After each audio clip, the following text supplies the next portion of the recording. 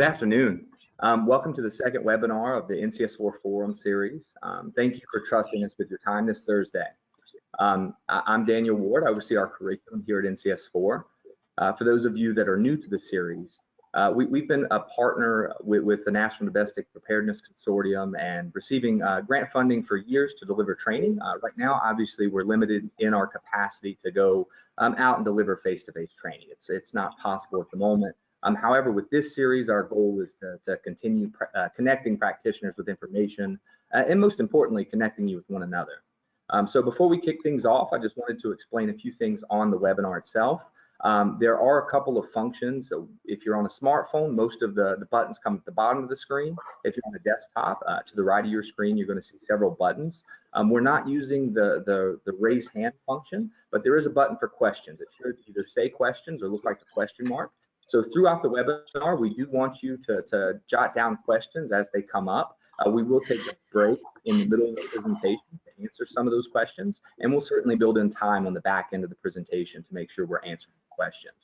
So please, as they arise, there's not a specific time that you can go in and list that question, but go ahead and list those for us, and we'll be monitoring those. If for whatever reason we can't get to your question today during the webinar, we are able to keep those questions, and either one of us at NCS4 or one of our presenters will try to reach out to you following the presentation to answer your question. So again, we're excited to have you. With that said, our topic today is sport and entertainment venues, a community asset for emergency response operations. So joining us to cover the topic is Barry Stanford, Vice President of Safety and Security for AEG Worldwide, and Dave Waldman, Principal with Cadmus Group. So we'll kick things off today with Dave. Hand it over to you, Dave. Yeah, Daniel, thank you very much. I really appreciate the introduction, and certainly to NCS4 for asking me to participate in this online forum. Very happy to be here. Certainly wish it was under better circumstances. But as Daniel mentioned here, my goal here is to talk a little bit about some response and recovery operations that relates to the emergency management side of things, but really kind of as it relates to the coronavirus and the pandemic outbreak. So hopefully I can give you a few nuggets of information that you can use to help you better prepare, better plan, and better support those response and recovery operations.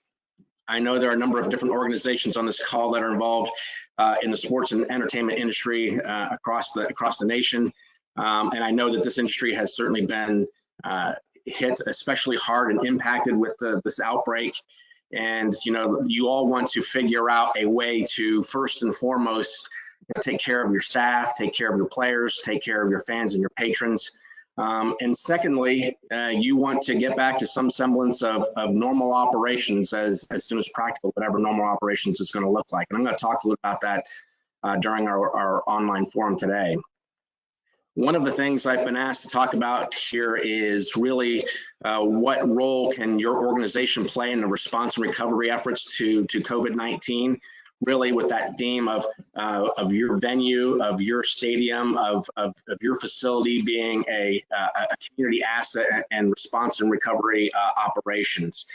And really, in addition to that, especially for something like COVID-19 with how hard the nation's been hit, this is really an opportunity for you to showcase how your organization, how your venue can be a part of the solution to support your community. Over the last 2+ months, many of you have probably seen there's been a very large uptick in requirements, especially from the federal response side of the house, where the federal government with the Department of Homeland Security and FEMA are there supporting your state and local communities. And in many ways, the most visible part of that support has come through the position of an alternate care site, or an ACS, as we call them. And certainly an ACS or an alternate care site can take many forms. And depending on the asks from the federal government and even from your state and local communities can vary from location to location, from state to state, and from region to region. But there are some general criteria and requirements that will needed to establish an alternate care site. And it's really to that end where Stacy Hall and NCS4 have asked me to really talk a little bit about what those expectations may look like from government agencies.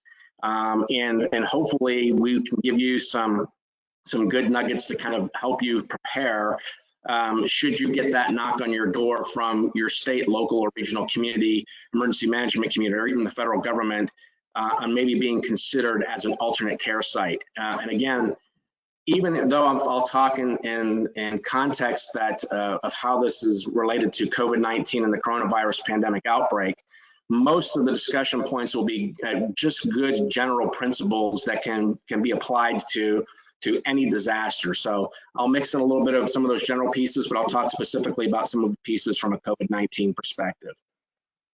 Again, this discussion is intended to help you as stadium emergency managers, owners and operators, and venue managers and operators to really kind of start that planning process and start to anticipate requests that you may get from your community. Some of you may have even already experienced this, and if you have, you pretty much know that on behalf of the federal government, the U.S. Army Corps of Engineers has really been tasked by FEMA and the federal government to be that lead agency to go out and do those site surveys. You can see here on this first slide where the Corps has been out to War Memorial Stadium in Little Rock doing one of these site surveys. And so really what I want to do is I want to break this first part of the discussion down into 3 areas for you. The first part of the discussion is what you can do and should expect should you get that knock on the door from the Army Corps of Engineers, FEMA, or your state or local community emergency management department. The second piece will be talking about and offering some planning considerations that you should be thinking about now, hopefully prior to that visit, but hopefully be thinking about what those planning considerations will need to look like. And then third, I'm going to highlight some key items to discuss.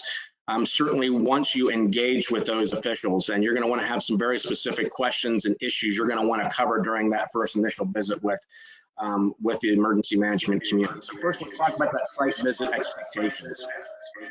So what specifically will authorities be looking for from your site? As I mentioned, requirements can change from location to location. So it seems that the best thing to do here would be to break this again down into 3 further discussion points for you. Let's talk about that physical location and that facility inspection, what that'll look like. I'll talk about it a little bit from a logistics perspective, and then that site walkthrough. So let's talk about the physical considerations. Again, this won't be earth-shattering for most of you, and most of it's going to be a common sense approach, but it's worth reiterating because sometimes it's even the simplest things that tend to fall through the crack. But the first thing that the site visit will entail is really kind of taking a good check of the perimeter of your facility. Can they secure the perimeter, and can restrict those who are going to have access in and out of the alternate care site or your venue? And that's important for a number of reasons. Obviously, in a COVID-19 position, you want to limit who's coming in and out. You want to have a good roster of that so you can track those folks, especially if those who are not testing positive for COVID-19 and for those who are. They'll want to do a general safety inspection of your facility, fire sprinklers, safety of the structure, and the like. And certainly in a COVID-19 kind of position, that won't be a big deal. Most of your venues and your stadiums are already in a good position. But if you think about it from a response perspective of other natural disasters, say things like hurricanes or a major earthquake, the Army Corps of Engineers is going to need to make sure that the structure is certainly sound. From a logistical perspective, again, most of your venues, most of your stadiums, most of your facilities are already going to be in a good position because they're large enough and used to supporting the increase to logistical support for large events. But the walkthrough and the site walkthrough, they'll want to confirm things that you'll be able to, that your electrical system will be able to handle the extra strain, particularly from a COVID perspective, all the extra medical equipment that will be there in support of an alternate care site. But things like additional lighting, extra photocopiers, phone lines, they'll check all of that, but for the most part, you'll probably be in a good position. Additionally, they'll want to look through things that can support the logistics piece, like can you accommodate temporary shelters, extra tents, extra porta potties? And again, most of your venues are ready for that. And then the last piece will be, can your facility really accommodate the extra logistics load for extra trucks and large trucks that will come in with extra supplies to support the alternate care site and certainly to support the response and the recovery aspects of the alternate care site.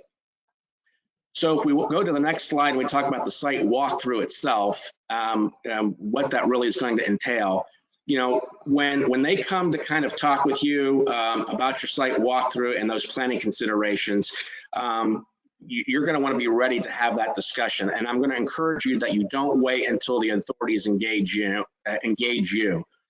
Preparing now, starting that planning process now, being proactive is really going to help you in the long run. And for those of you who maybe have not been engaged by your state and local authorities or even the federal government, but you feel that you have something to offer, you can be proactive and start that engagement process now. I will tell you, as you work through your planning considerations and work through that, don't limit your planning factors to just your operations team or to your senior leadership team for those who are going to make the decisions. This has got to be a holistic approach, and you've got to make sure you include your logistics team, finance, HR, and certainly your IT team as well. So what are the things you're going to want to consider when you work through these planning considerations? First and foremost, you're going to have to kind of work through the capabilities that your venue is going to be able to offer in response to something like a COVID-19 pandemic outbreak or other response issues.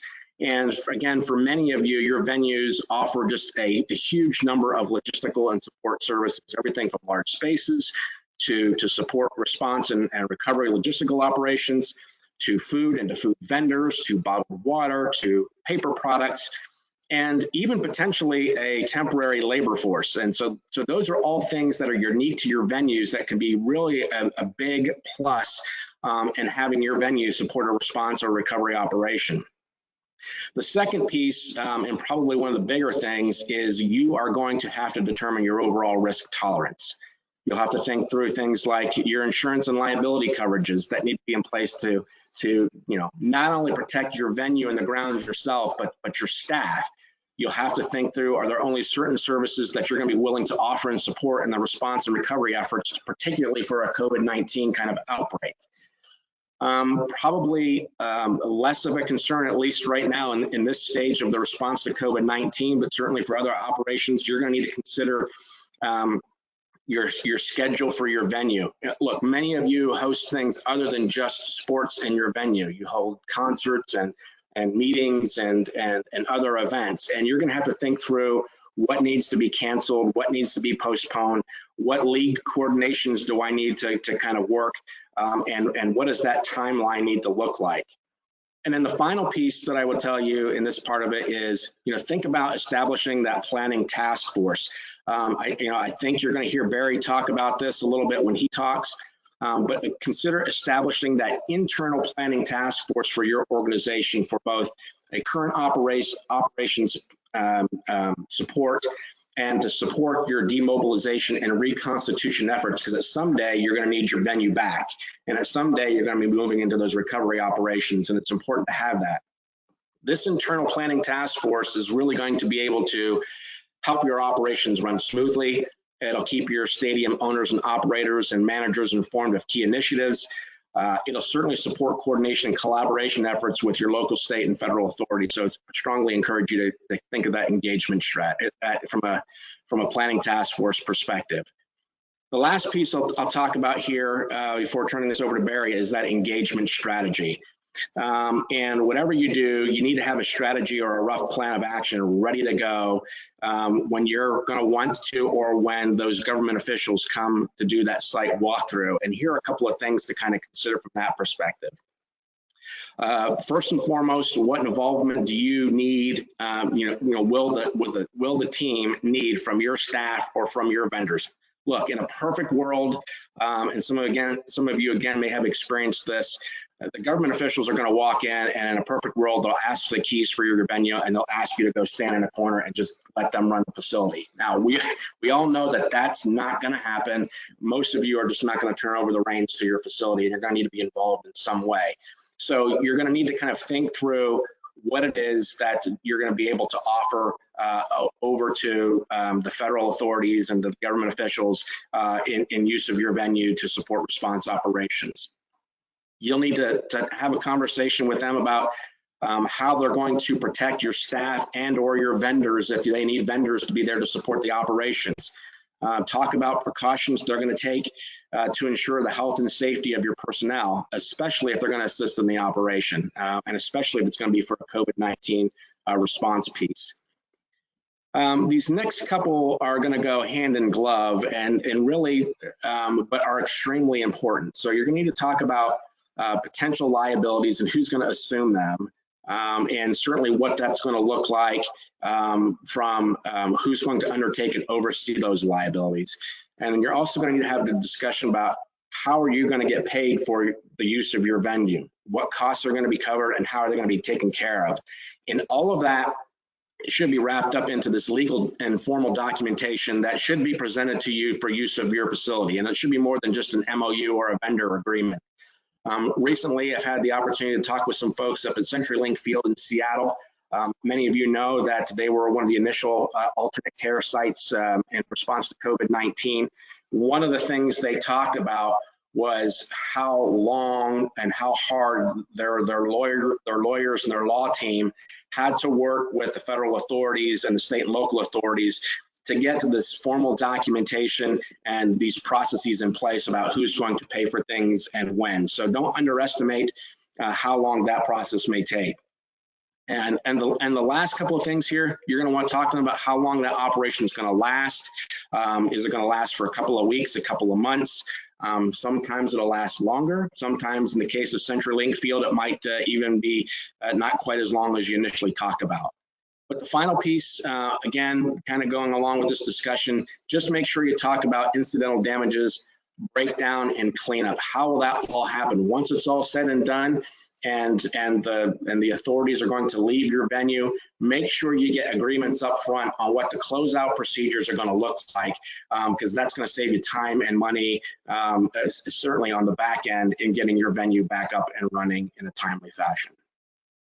So with that, that's what I wanted to cover, at least in the initial response piece. And with that, I'm going to be happy to turn this over to Barry. Good morning, good afternoon, good evening, depending where you're at. I'm Barry Stanford. I'm the Vice President of Safety and Security for AEG Worldwide. For those of you that don't know what AEG does, we own, operate, and manage sports and entertainment events and venues. I've joined here with Gilbert Marquine, Manager of our Security Programs and Systems, and Rafael Antonio, our Associate Safety Systems Specialist. Now, you can't see them on camera because we are practicing physical distancing, so they're off camera. Like Dave said, you could be approached. Our company has been approached for several different types of these community response events, whether it was a field federal hospital, appointed dispensing, an emergency cooling center, or even a polling place. We were asked to be a polling place come the upcoming primaries in the general election. Remember, bottom line is you got to remember you're providing the service to your community. As David said, you're going to be dealing with government folks, and they typically don't do events. So my advice to you is treat it like you would any other event. Also remember, these are events that are going to go on longer, as Dave said, than you contracted for. They could go on for weeks or months, and sometimes they'll go on and you won't have any activity. You go to the next slide. And assign an event manager. That's how we do it. We have an event manager that will be the voice of the venue and speak with the client, and then the client will send over their needs to the venue and talk. So the next voice you hear will be from Gilbert, and he'll talk a little bit about some things. Hello, everyone. Listed are some of the challenges that when you host an event, you'll face, periodically. However, with COVID-19, all these challenges not only need to be addressed again, but they need to be addressed with modification due to COVID-19. Now's the time to sit down and review how these challenges will change and affect your business, so you can have a strategy in place should there be the need for community response, or you start resuming building operations again? So we're going to go through each one of these in great detail. Actually, no, we're not. We're going to pick out a couple of them. The first one would be communication.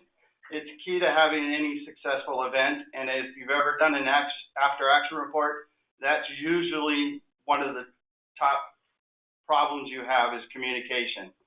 Especially now with COVID-19, it seems every hour is a new day. Things are just changing so fast, and you have to respond to something. Whatever you planned in the morning is no good anymore. My team here, Gilbert and Ralph, they all spend probably 6 hours out of their 12-hour day just trying to gather the latest information. So trying to get it from the governmental agencies, whoever they can get it from, and then pass it along to our executives. What we do here is each day, at the end of the day, they put together a situation report and they send it out to all our executives. So that's something that's really important to our executives because they know they don't have the time to sit and listen to all these teleconferences and press conferences and stuff. They're trying to get the information to get events going again. What do we have to do to get our events? So that's one of the things that they're doing. The other thing is when you're doing one of these community response events, these are governmental agencies and they don't understand our jargon. If you've ever worked with the federal government or anyone, they have all their little acronyms in their alphabet soup. They don't understand. 9 times out of 10, I don't understand what they're saying. They don't understand what we're saying. So speak plain English, and that's why that event manager is real popular and real thing. Cleaning. Depending on the usage of the contractor space, will you use your in-house staff or will you use contracted staff? If you decide to use your in-house staff, do they have the correct training? Do they have the correct equipment? Do they have the supplies? Do you have enough supplies? Do they have the proper PPE? What equipment is needed for this specific, if it's a field hospital, is there specific equipment that's needed? If it's special contracted staff, then you have to deal with the same things, but also how do they get into the venue? How do they move around the venue? Are they just restricted to that contracted space? And what happens with interaction between your venue employees? If something happens to the venue, like Dave said, or something breaks or something, and they have to interact, what is that interaction like? So you'll have to deal with that. The next one we're going to talk about is trash. Every event, as we know, creates trash. And if you're dealing something with a COVID-19, there's some special considerations for trash. And I'm just going to go down a few of the ones, and these are not anything new. You should know these. But use a lined trash can. Place disposable gloves and contaminated items in a lined trash can. Use gloves when removing garbage bags. And then the last thing is, what do you do with those garbage bags after they're all full? Does it have hazardous waste? Does it have biomedical waste? Does it have anything that's, and do your employees know how to handle that? So that's another training piece you're going to have to do. The next thing we're going to go to is deliveries. Now, when you're setting up one of these events, you're going to get deliveries from everywhere. And I can tell you from experience with a couple of our venues in the last couple of months, when they were setting up, they got deliveries and they just got delivered to, venue name here, and it's there. We didn't know where it went, who it was for, what it was. We even had one delivery driver just pull up to the curbside. He's at the venue and says, okay, this is the place where it goes. We're going to drop all these boxes off, and then drove away. What do you do with them? You don't know who it goes to. So that's in your planning process, you've got to communicate how do you deliver it, where it's delivered. If it's a complex place, the routes, the routing, where is it going to be stored? Does it have special storing needs? Does it require special handling? So those are some of the things that you're going to have to. Do you have to sanitize it? Does it have to be stored in a temperature controlled area? as Barry was discussing, the role of the event manager is truly key, because the event manager is pretty much the voice of the venue to the client and the voice from the client to the venue. Having a single point of contact makes communication that much more easier. I highly recommend, because you do deal with, on the client end, so many different agencies approaching you, that you get them to commit to one designated point of contact. In our experience, we've seen them bring in an outside consultant or hire a team that will be the point of contact for the location that's being utilized. That way, all information, you can deal with deliveries, you can deal with the removal of trash, the pickup of trash, and have them commit to contractual obligations on who's in charge of cleaning the contracted space. What spaces is the venue responsible? What about these security teams? Is the venue going to provide security, or are they bringing an outside security contractor? Engineering, lighting, HVAC, these are all things you need to be wary of. But what I wanted to touch base on is the emergency action plan of your venue and the emergency action plan that the agency or the client brings to the venue. Should there be an outbreak, how is that handled? What's the social media response? If there's an earthquake or a tornado hitting in the location, who's obligated to what? What response teams are being utilized? Is it the venue, local, county, law enforcement? Is it the security team on site? These are all things that should be discussed prior. Like any event where you discuss, your EAP or your continuity plans, it should be discussed for this as well. Just because they're a government agency doesn't mean we could gloss over that part, because if anything were to happen, it's still the venue's responsibility as well. Another key point would be creating a unified command post. Have a daily check-in between government agencies, local agencies, the venue, and your show manager, practicing social distancing, but one point of communication that comes into the building and one point of communication that exits the building. And that way everyone in different agencies, departments are informed and able to make, sound decisions.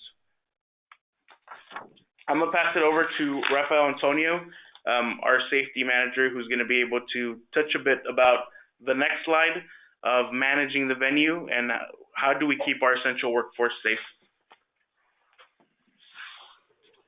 So the question about how to keep your essential workforce safe during the use of your site as an alternative care site. So the first thing you have to do is you have to ensure the facility is in compliance with any mandated local, state, and federal safety measures. So this can be encompassing any enhanced cleaning procedures, physical distancing. So it all comes down to your localities and what they're mandating you to do that you make sure you follow as a baseline. Aside from that, you need to make sure that you're providing the appropriate training and PPE for the employee according to their job duties.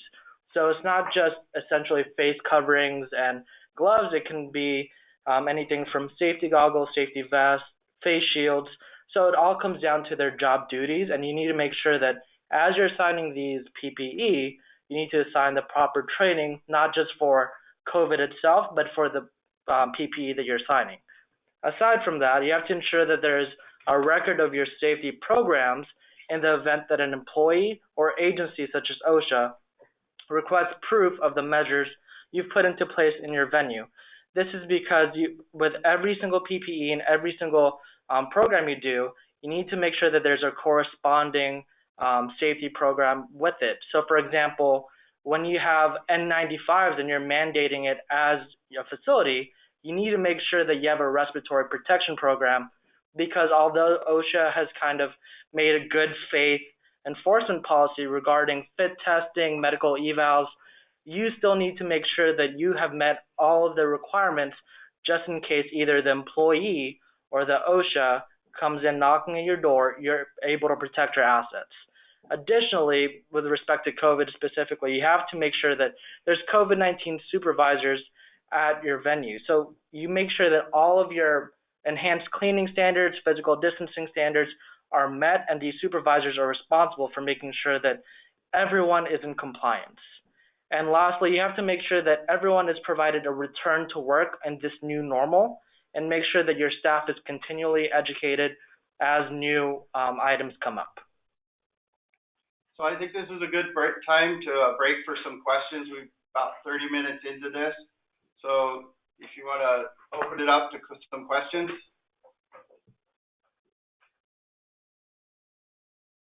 Yeah, absolutely. We have a few questions here, fielding them. And as a reminder, as questions come up, please take advantage of the question option to the right. We received several questions before we started today, and some of the questions we're receiving now. I'll start off with the health screening process. You guys had mentioned some of the needs there to make sure we have PPE and we're protecting our staff and our visitors. But what have you looked at, or what have you identified as health screening process needs for both when events continue as well as the current facility use? So our facilities are being used. What types of requirements are we setting up for the public health screening of those individuals coming in and out of our venues? Well, what we've seen so far, as far as staff that's either conducting a temperature check or taking the temperature at the start and end of employees coming in for work for the day. As far as PPE, we're looking at face shields, face masks, gowns, gloves, and a device either via camera or handheld thermometer that can take a temperature. And typically you want to do it at the center of the right at the corner of the eye, between the nose and the start of the eye, is probably the most accurate. And now we've heard a lot of different things involving temperature, be it the skin is too hot when you're outside on a hot day, such as Southern California. We're in the middle of a small heat wave. It's 91 degrees today. Body temperatures are going to rise before they even get to the door. So are you conducting it inside the facility? Is the event properly ventilated?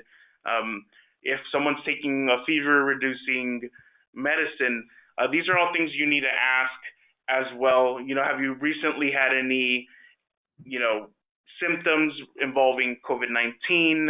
Have you been taking any medicine? How have you felt? Has the employee or the guest been screening themselves, temperature checking themselves? These are all things that the county, state is asking if it's venues to ask its attendees as they come in, and it's something we need to keep an eye on. Absolutely. And before I ask the next question, I did want to briefly mention those of you that aren't aware, we are hosting some additional series, some additional webinars in the coming weeks. Some of those topics will include public health and thermal imaging.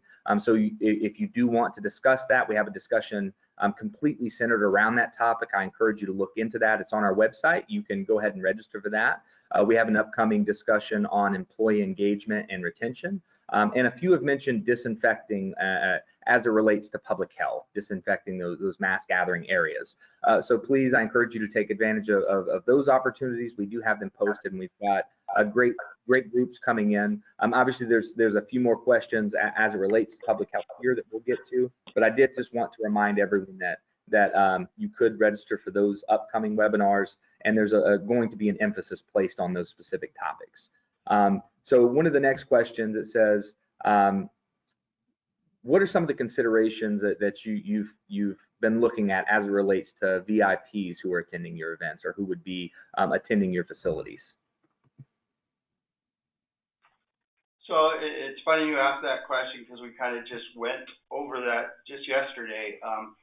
Basically, the word that's coming down from the C-suite is it's not business as usual. Whatever we did before COVID-19, that's out the door. It's post-COVID-19 when we open up for events, it's going to be completely different. So if that person usually, was able to park, in a specific spot, and that spot's within the venue, and they can't practice physical distancing, it doesn't go away. So our GM of some of the facilities are here are going to address that as they come up. They're going to try and get with the teams and the tenants to help them address those issues.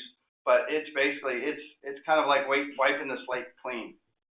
I think the term one GM used on the call yesterday was, well, these people were grandfathered in. He says basically after COVID-19, there are no grandfathers. Understood. Another excellent question is, we had briefly spoken about public health, and you mentioned some of the specific practices, but one of the questions was, do you see the security staff supplementing some of the medical staff? Obviously, there's a big drive to have public health screening and limited medical professionals available. So what types of training or what type of expectations do you have with your security staff? I guess I'll take that one too, because we've actually been discussing that. When we are fortunate enough to go back into business, whether it's opening our offices or opening the venues, there has been some discussion on whether do we want the security staff to do that? Do we want to create that additional touch point or that additional exposure for that security officer to do it? And then the other problem is, what happens when you have the president of the company or a senior VP or something walk in and they're running late for that teleconference or that meeting, and they just tell you, no, do we really want to put that security officer in that position?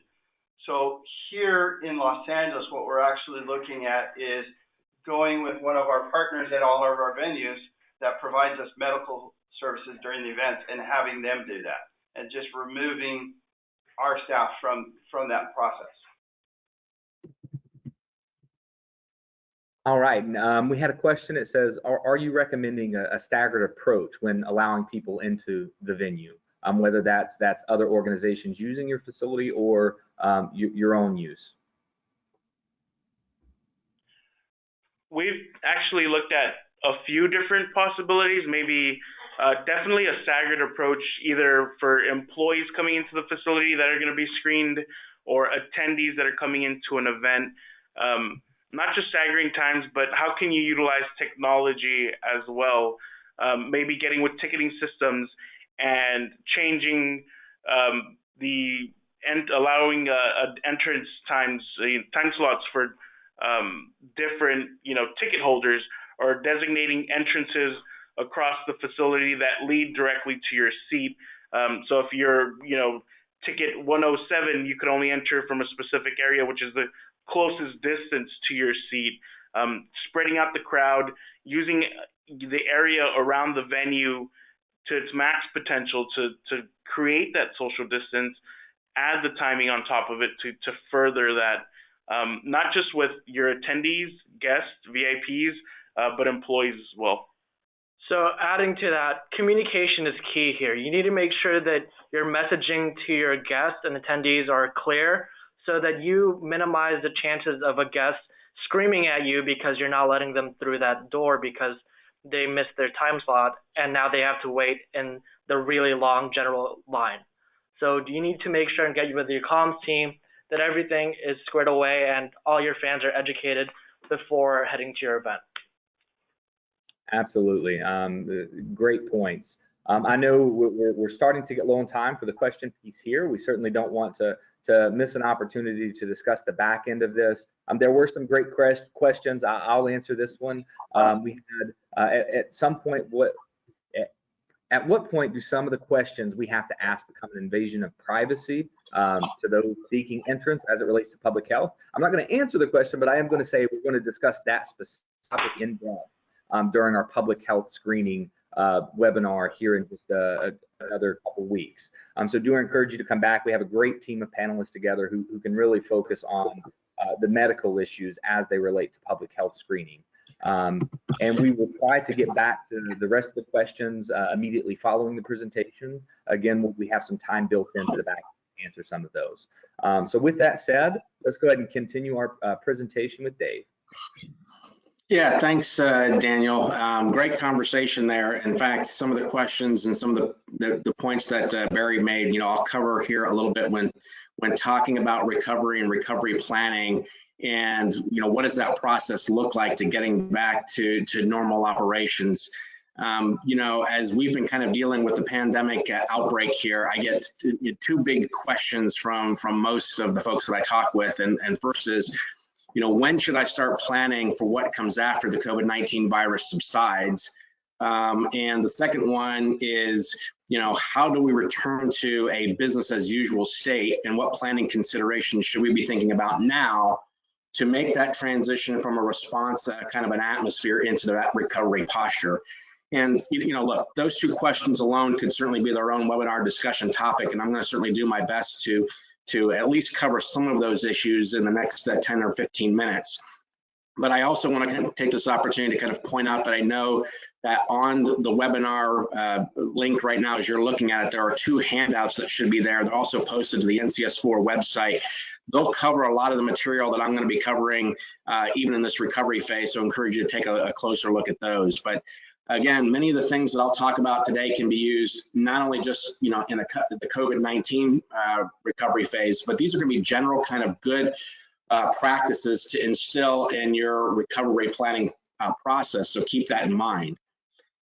So, you know, how do you answer arguably the biggest question on most of our minds, and that is, you know, when do we get back to business as normal? And to really to process that return to normal operations, to me, really requires two distinct actions. First, the decision on when to return to that office or to your venue. You heard Barry and his team talk about, they have some people already coming into their venue site now. So you got to talk about what that when looks like, because some of you may not be in the same posture as Barry's team.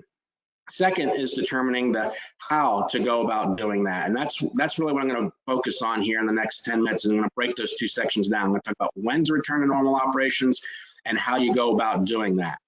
So, all right. When do you return to, does your organization return to normal operations? Okay, here's the answer. I'm going to give you the answer to the test right now. There is no single trigger. There is no single action. There is no single decision point you can make that's going to allow you to say, that's when I return to normal operations. I know that's a politically correct answer, but I am here in Washington, D.C., and that's how we kind of roll back here in Washington. But really, this decision is going to be something that's going to require you to work collaboratively within your organization, within your market space, and certainly with your local and state partners. And the key to any kind of action is to start the planning process early. Again, you heard Barry and his teams are already working that right now. And I can't encourage you enough to, if you're not thinking about what that return to normal operations is already starting to look like or needs to look like, and what conditions you need to set to make that happen, I encourage you to do that. Because if you're going to wait for the Center for Disease Control or the World Health Organization to declare this pandemic over, I think that's going to be a lot longer than what you or I or certainly society will accept for a continuation of social distancing. So as you can see here on this this first slide, these are just some of the basic triggers that I'm talking about that you should consider and do some further self-examination on to determine what is right for your venue, what is right for your stadium, and what is right for your area. So the first of these is really the status of the critical infrastructure in your area. And again, from a COVID-19 perspective, we're not talking about a major natural disaster here. So pretty much your venue's got your water supply, your energy supply, all of that are in a pretty good position. But what some of you may be experiencing is a severe degradation to your public transportation networks. And that could be key to getting your staff on board, getting your staff to work, and certainly getting your fan base and your patrons to your facility. So that's something you're going to need to take a look at as part of that critical infrastructure. The second key piece here, and again, is probably pretty much common sense, but is worth mentioning. You got to take a look at the status of the local school systems and your daycare centers. Again, many of your staff that are just supporting the day-to-day operations of your venue, they're parents, and they've got to figure out what they're going to be doing with their children from a long-term perspective. And if your staff's attention is divided between family and certainly support to the venue, that's going to cause some staffing issues for you. And then the last one is, really what those local ordinances are saying. Are there local restrictions on gathering and non-essential business offices and businesses? Are those closures lifted, and have you started that process at least with the local ordinance perspective on that road back to getting back to business as normal? The last piece of that, and I talked about this a little bit on the response side, you're also going to have to take into consideration, what your risk tolerance is going to be for your venue. So, doing that risk assessment, doing those risk matrices are going to be very clear, are going to be very important to helping you determine what that return to normal operations is really going to look like. So if we go to the next slide, we'll talk now about, what's that, how do you return to normal operations? And it's really, once you have thought through what the triggers are that we just talked about, and working with your state and local restrictions have been lifted, once you've figured out those pieces, it's really then and only then can you really begin the process of what that return to work and settling into what that new operational construct is really going to look like. I like to break these down into what I call the 4 Ps, and taking into consideration your personnel. We talked a little bit about that. The physical infrastructure in your area, any permanent changes to operations that may be an outcome specific to the current operations you're experiencing with COVID-19. And the last piece is preparing for what that next wave is really going to look like. So I'll go through these in relatively short order. If we go to the next slide, we'll talk about personnel first. Certainly a lot of issues surrounding your workforce, and a lot of things that are going to come out that you need to consider, especially with the effects of a prolonged social distancing aspects on the workforce, and for some of you, telework for a long time. You're going to have to take into consideration your staff members and their feelings and where they're at. Many of them could have been infected with COVID-19. We talked a little about the public health and the OSHA issues and dealing with staff. What's the right to privacy there? They may have lost loved ones in response to COVID-19. And in general, there just may be a general fear of returning to normal operations, and hesitation for fear of what another infection may do or may look like. And so that's going to be something you're going to need to consider. Look, I don't need to tell you all, it's going to take a small village to run your large venues. And without your people and your staff willing to show up to support those operations, even before you consider putting fans and spectators and clients back in your facility, that's going to be a critical first piece you're going to have to work through. And really, as leaders for your organizations, you're going to have to address those staff concerns and balance those with your requirements with your management team, and certainly the requirements set forth by your state, local governments, and the health officials, as has been discussed. And again, I think a really key point here in helping to mitigate that fear is your staff, first and foremost, are going to want to know you've done everything possible to ensure they are going to come back to a safe and clean work environment, and that they're going to have some flexibility to deal with some of those unforeseen circumstances that we're talking about, kids and school closures and infected family members and the like.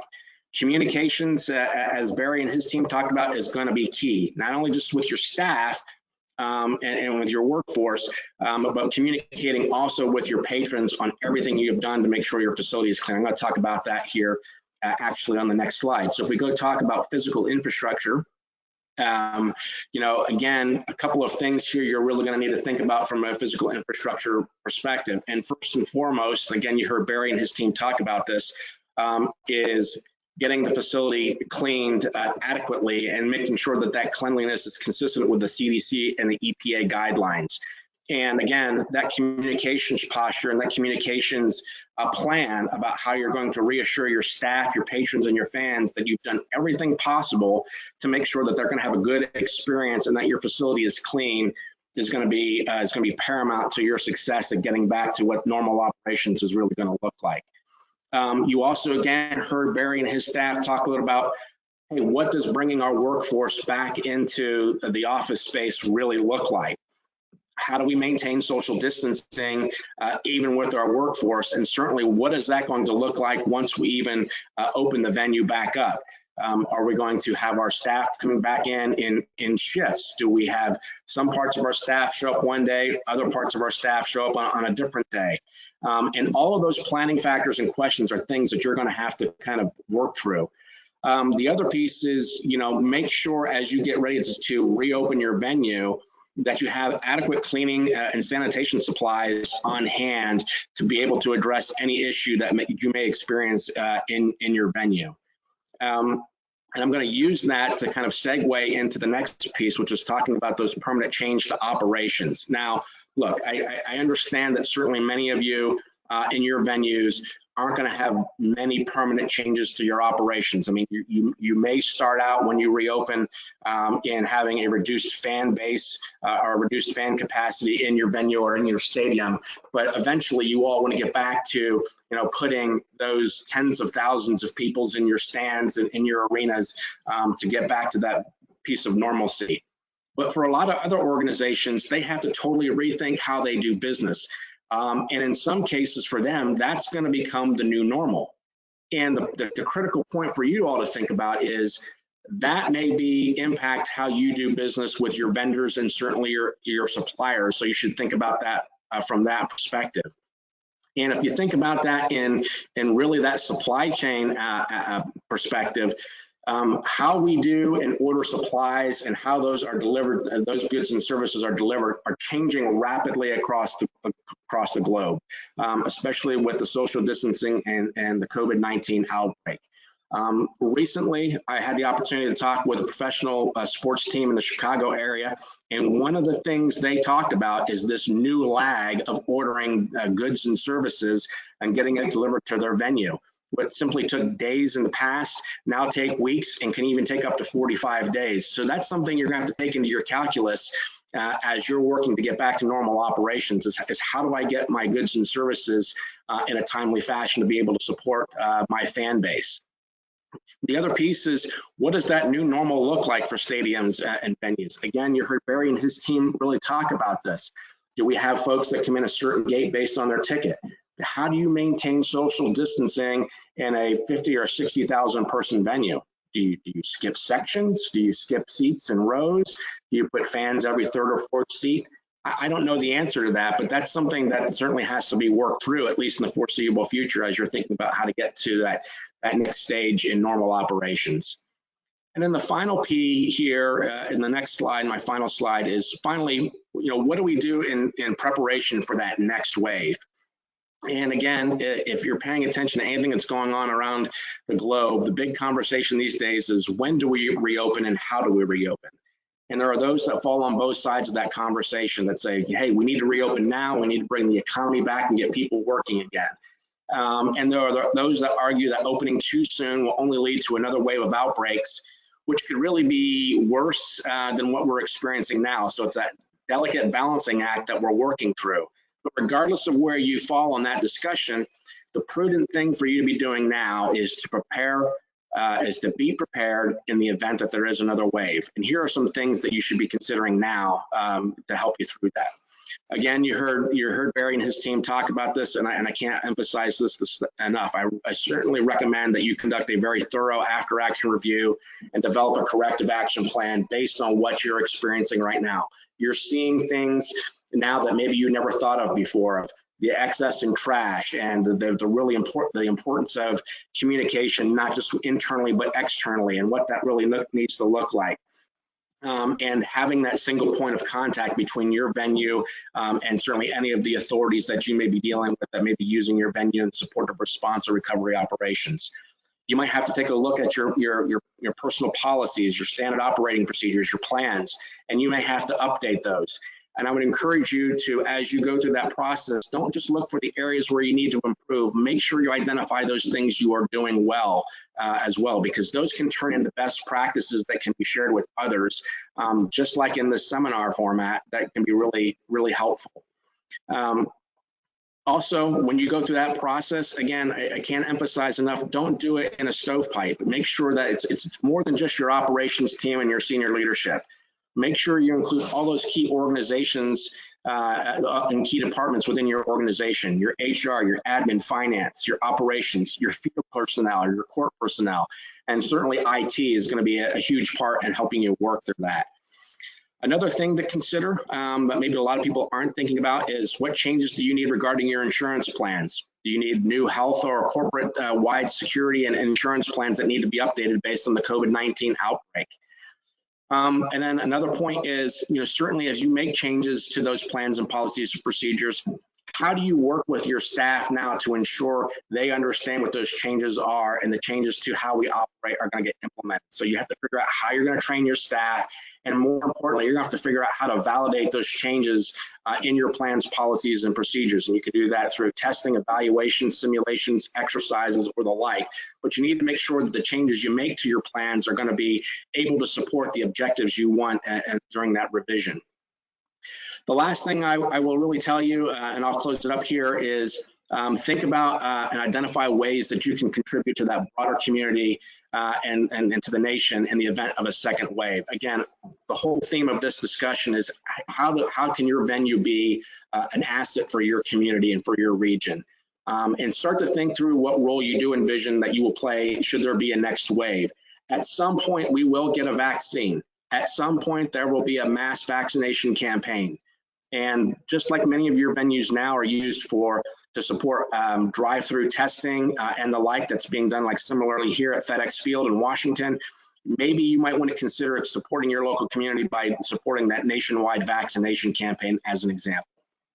So kind of in conclusion here, look, I know it's hard. There is no crystal ball, but certainly taking actions now in order to control what your future is going to look like versus letting it control you is going to be paramount to making a successful transition out of the response phase and into that recovery phase, into the new normal. So taking those concrete steps now is going to be valuable. Encourage you to get that recovery team up soonest and start to address those really hard questions, because being certainly proactive in the process and not being reactive is certainly going to help you make that transition in a smooth and timely manner. So for that, I want to thank you for your time, and Daniel, I'll turn it back over to you.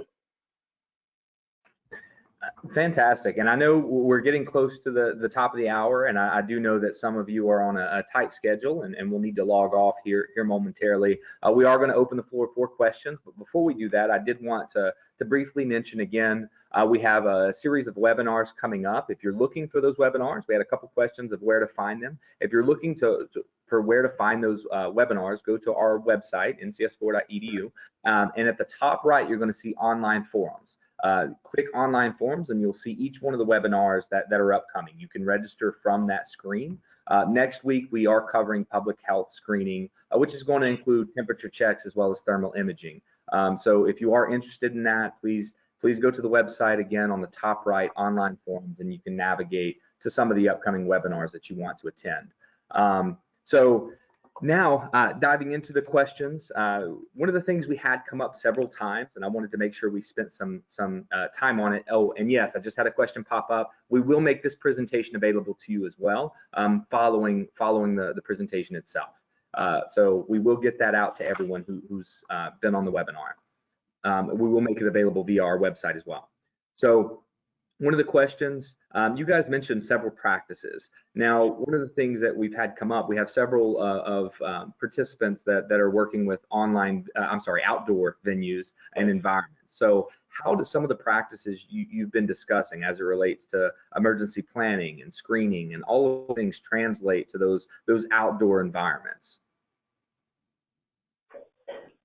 So whether it's outdoor or indoor, physical distancing measures still apply. So a lot of the same themes you would do for an indoor arena will be the same for an outdoor. So I would refer back to your local procedures, statewide mandates, just so you can see what you need to do to get your facility ready.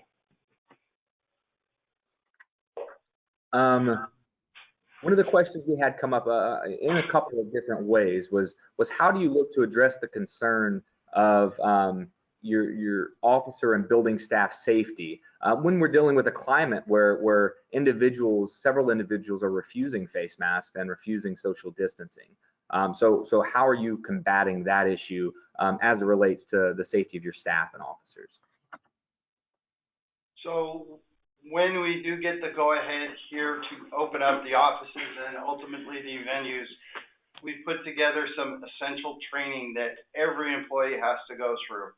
And it's basically gives you an overview of what COVID-19 is. I don't think there's anybody nowadays that doesn't know what it is, what the symptoms are, what's expected of you to self-monitor, what PPE you're required to have available to you, whether we supply it or you supply it, when you come on site, and the policies and the procedures and the processes that are going to occur for you to come back to the office. It's the new normal. That's the way it's going to be. If you want to come back to work, this is the policies and procedures you're going to have to follow. Additionally, you should communicate with your staff that these procedures you put in place are consistent with the state law, local mandates that require you to operate. So that way, when an employee keeps questioning why you're doing this, if they don't believe in it, well, it's the law, and that's why you're doing it. You should also consult with your council and human resources teams to see if there are these employees that either are speaking for a larger portion of employees or a group of employees coming up and refusing to conduct business operations the way the facility has deemed, and take the appropriate next steps. Absolutely, and I think excellent points. You mentioned communication a couple times. I know that was, we've incorporated that into best practices and training efforts. That was a huge issue when we started to see changes in policies and procedures, such as clear bag policy. So that communication piece, I think, is extremely important here. One of the other questions, and we'll start to wrap things up. I know, Dave, you mentioned several things as it relates to critical infrastructure sectors and how important it is to collaborate and work closely with power, utilities, waste, health, etc. So what does that look like? I mean, how are we effectively working with those critical infrastructure partners as we begin planning and combating some of the issues we're dealing with now? Well, look, I think the first and foremost thing that I will tell you that's the best way to link up with those in that critical infrastructure sector in your community is certainly starting with your local municipality emergency management team or your state emergency management team. They'll be able to help you make those connections with the critical infrastructure sectors out there, whether it's water, whether it's power, whether it's transportation, or any of those other types of areas, and be able to help you make those connections so that you can coordinate with them effectively to make sure all of those things are functioning and supporting the way they should be to support such a large stadium or venue for your position. So that's always a great first place to start. Again, if you don't have that, those points of contacts and information already in your emergency operational plan or your emergency action plan, I would encourage you to reach out to those folks now. Make sure you kind of re-energize those connections, especially if you're not hard hit by the COVID-19 response and recovery pieces now. Now's the time to dust those plans off and make those connections back with your local and state emergency managers. Absolutely. And again, as a reminder, I see a couple questions as it relates to some of the NCAA guidelines. We have the various leagues and a lot of that. We will discuss some of the public health specifics next week during that webinar. So encourage you to take advantage of some of those. And obviously we're dealing with a very fluid environment as it relates to the federal doctrine and guidelines and guidances that we're receiving at all levels of government. So we will address some of those specifics next week. We do want to continue looking for ways to connect everyone. I know we had a couple recommendations. We'll certainly reach out to you all directly. We couldn't answer all the questions, but again, we will try to follow up between us at NCS4 as well as our presenters. So we're going to start wrapping things up at this point, but we did want to thank everyone for attending and participating. It was a very collaborative session, and thank you so much to our presenters, Dave and Barry. Thank you. All right. Well, everyone, we hope you have a good rest of the day, and we look forward to seeing you next week.